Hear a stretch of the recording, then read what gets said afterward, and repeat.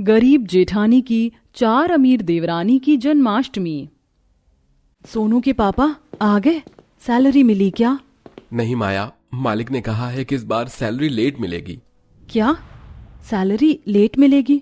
अब मैं सोनू को कैसे समझाऊं? वो मेले में जाने की जिद लगाए बैठा है। कुछ दिन बाद जन्माष्टमी है और अब तक मैंने कान्हा जी के लिए भी कपड़े नहीं खरीदे हैं।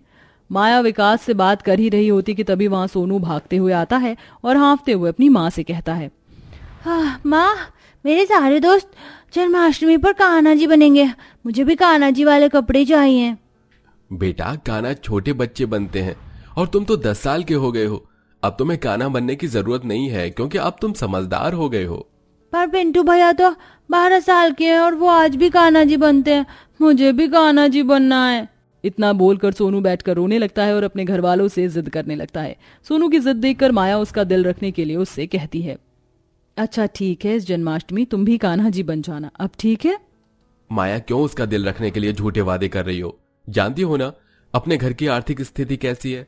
अगर झूठ बोलने से मेरे बच्चे को खुशी मिलती है तो मैं बार बार झूठ बोलूंगी। माया विकास से बात कर ही रही होती है कि तभी वहां उसकी 4 देवरानी आ जाती हैं जो कि काफी अमीर थीं। अरे जेठानी जी, मैं ये कुछ कपड़े लेकर आई थी, अगर आपको जरूरत हो तो आप रख लीजिए।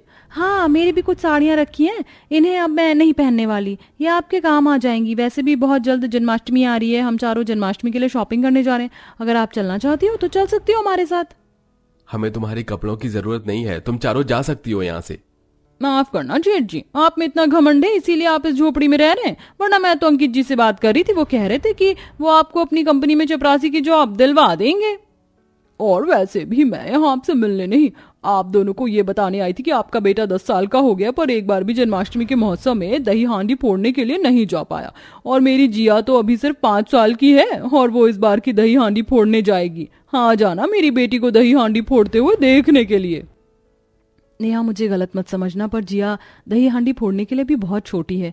उनके पास दही हांडी के लिए लड़कियों की कमी रही होगी, इसलिए उन्होंने जिया को बुलाया होगा। पर तुम एक माँ हो, तुम तो जानती हो ना तुम्हारी बेटी की भलाई किसमें है। देखो, जिया मेरी भी बेटी जैसी है, इसलिए मैं तुम्हें सलाह दे रही हूँ। अभी मौका है, जिया का नाम इस कंपटीशन से हटवा दो। माया की चारों देवरानियों के अंदर अमीर होने का काफी घमंड था। वो चारों हर समय शॉपिंग और पैसे उड़ाने में लगी रहती थी। अब इसी तरह से समय गुजरता है और देखते ही देखते जन्माष्टमी का दिन नजदीक आ जाता है। मेरे पास तो सिर्फ 200 ही रुपए बचे हैं। इनमें तो ना दूध आएगा, ना चीनी, और ना ही लड्डू गोपाल के लिए कपड़े और गहने। अब मैं क्या करूं? सोनू भी जिद लगाए बैठा है कि उसे भी कान्हा जी बनकर दही हांडी के कंपटीशन में शामिल होना है। हे कान्हा जी, अब आप ही रास्ता दिखाओ। जहां एक तरफ माया अपनी गरीबी से परेशान थी तो वहीं दूसरी ओर उसकी चारों देवरानी को इतना भी नहीं पता था कि जन्माष्टमी क्यों मनाई जाती है और किस लिए मनाई जाती है। और माया की चारों अमीर देवरानी आपस में बैठकर जन्माष्टमी का प्लान बनाती हैं। सुमन, कविता, मैंने तो जन्माष्टमी की शॉपिंग कर ली है। ये देखो मेरी चूड़ियाँ।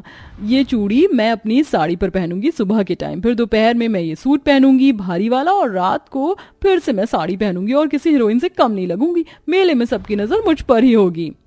वैसे पता है दीदी आपको, आज जब मार्केट में मैं अपने लिए सैंडल लेने के लिए गई थी तो मैंने हमारी उस गरीब जेठानी को देखा। पता नहीं वो कैसे छोटे छोटे खिलौनों के लिए कपड़े खरीद रही थी। क्या छोटे छोटे खिलौनों के कपड़े?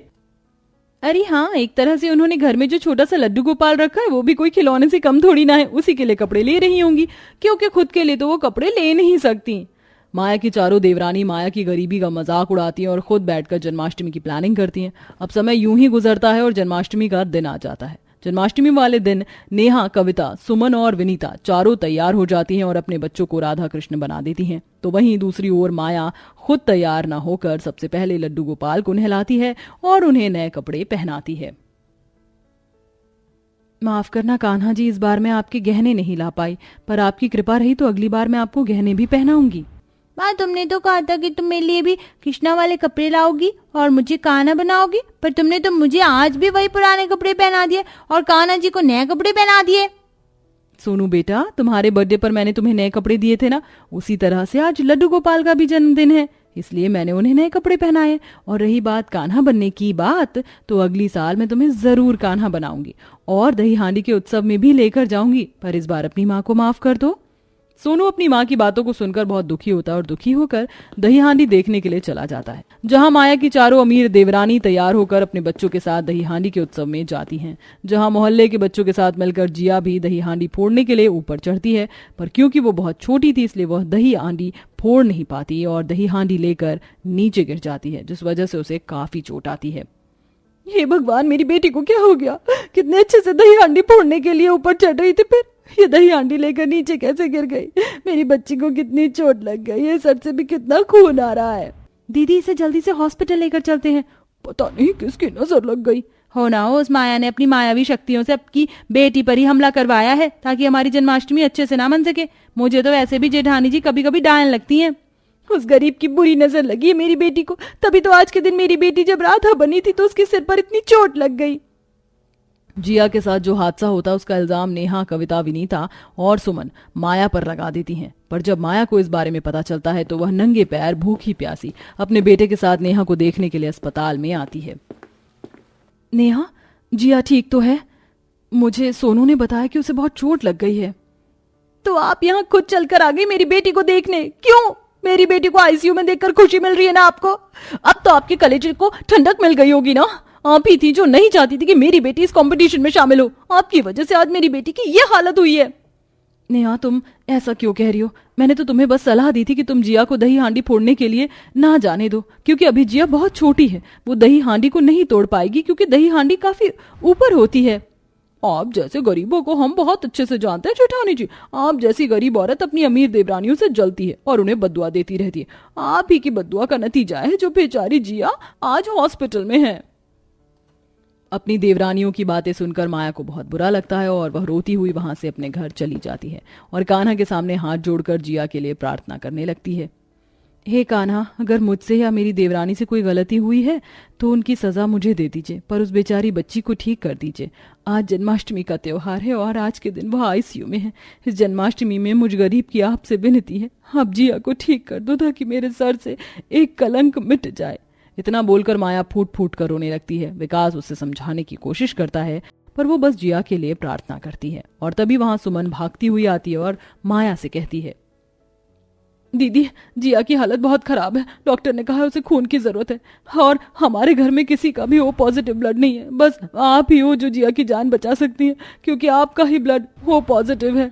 माया, तुम जल्दी से हॉस्पिटल जाओ, मैं सोनू को लेकर आ जाऊंगा। इस वक्त हम एक परिवार हैं और हमारे घर के सदस्य को हमारी जरूरत है। माया सारी पुरानी बातों को भूलकर जल्दी से सुमन के साथ हॉस्पिटल जाती है और जिया को खून देती है, जिस वजह से जिया की हालत में सुधार आता है और उसकी जान बच जाती है। जेठानी जी, मुझे माफ कर दीजिए। अमीरी के घमंड में मैं इतनी अंधी हो गई थी कि हर चीज का दोषी मैं आपको ठहराने लगी, ये जानते हुए भी कि आज हम जिस मुकाम पर हैं वो सब कुछ आपकी और जेठ जी की बदौलत है और शायद इसीलिए मेरी आंखें खोलने के लिए भगवान ने ये लीला रची। हाँ दीदी, आज आपकी वजह से ही जिया की जान बच पाई है, वरना आज तो हम अपनी जिया को खो ही देते। नहीं कविता, नेहा, सुमन, विनीता, जिया की जान मैंने नहीं, स्वयं कृष्ण जी ने बचाई है। मैं तो बस उसे बचाने का एक जरिया थी। इतना बोलकर माया बेहोश हो जाती क्योंकि माया ने सुबह से कुछ नहीं खाया था और जिया को खून दिया था। इस वजह से उसे कमजोरी हो जाती है और वो बेहोश हो जाती है। पर कुछ देर बाद जब माया की आंख खुलती है तो वो देखती है कि उसका पूरा परिवार उसके साथ खड़ा है। तुम ठीक तो हो ना माया? चलो 12 बजने वाले हैं, घर चलकर कान्हा जी की पूजा करते हैं और उन्हें भोग लगाते हैं। हाँ दीदी, कान्हा जी को भोग लगाकर आप अपना भी उपवास खोल लीजिए। पर प्रसाद तो बना ही नहीं, मैं कान्हा जी को भोग कैसे लगाऊं? दीदी, हमें जन्माष्टमी के बारे में कुछ नहीं पता, पर अस्पताल में जब आप बेहोश हो गई थी तो जेठ जी ने तब हमें जन्माष्टमी के बारे में बताया और इसीलिए मैंने ये खीर बना दी। अब चलकर हम सब एक साथ मिलकर कान्हा जी को भोग लगाते हैं। आज पहली बार माया अपने पूरे परिवार के साथ मिलकर कान्हा जी को भोग लगाती है और अपना उपवास खोलती है और इस तरह गरीब जेठानी अपनी 4 अमीर देवरानियों के साथ पहली बार एक साथ मिलकर जन्माष्टमी मनाती है।